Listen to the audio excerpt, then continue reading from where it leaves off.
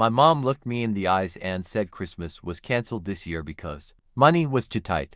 I believed her. I spent Christmas Day alone eating leftovers in a silent apartment. That night one photo changed everything. My entire family had gathered for a huge Christmas celebration. Everyone was there except me. 2 days later my phone rang with a request that changed our family forever. Before I tell you what happened, watch until the end because the final decision shocked everyone. I still remember the way my mother said those words. Christmas is canceled this year. Money is tight. There will be no dinner, no gifts, no family gathering.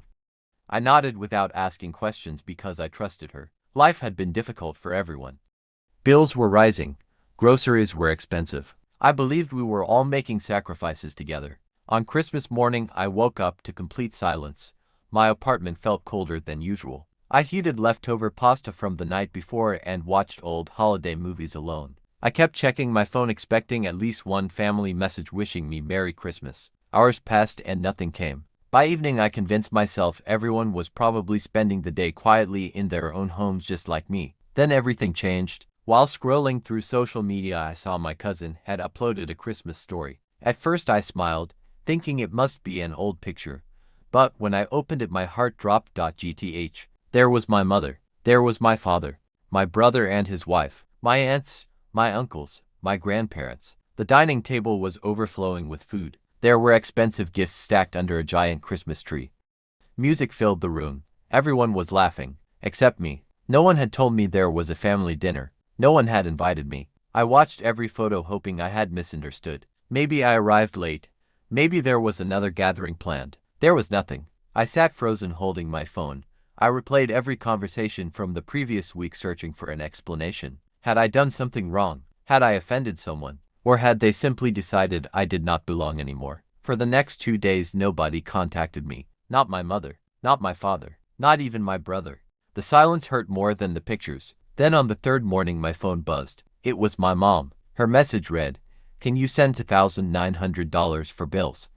We are really struggling." I stared at the screen for several minutes. The same family that said Christmas was canceled because money was tight had somehow managed to host a huge holiday party without me. I typed one sentence. "Did you not cancel Christmas?" Then I put my phone down. Within minutes my phone exploded with calls. First my mother, then my father, then my aunt, then my brother. I ignored every single one. Finally my voicemail filled with messages. My mother claimed there had been a misunderstanding. My father said someone forgot to invite me. My brother insisted it was never meant to hurt me. But none of those explanations answered the one question that mattered. Why did nobody notice I was missing? That evening my grandmother called from her own phone. Unlike everyone else, she did not ask for money. She quietly apologized. She admitted she thought I had chosen not to come because someone had told her I was busy working. Someone had lied. When I asked who, she became silent. Then she whispered, "Your mother did not want any arguments this Christmas." That sentence changed everything. I realized the exclusion had not been an accident.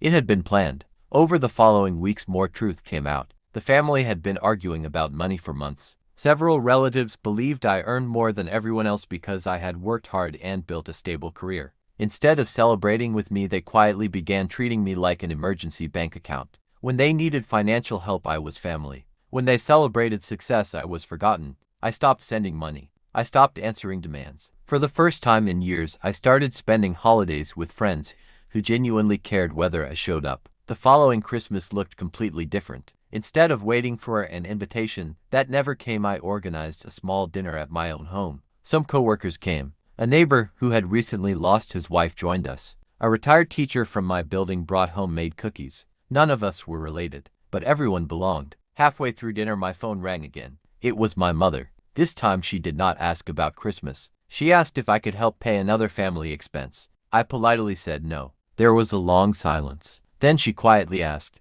"Are you really going to keep punishing us?" I answered calmly, "I am not punishing anyone.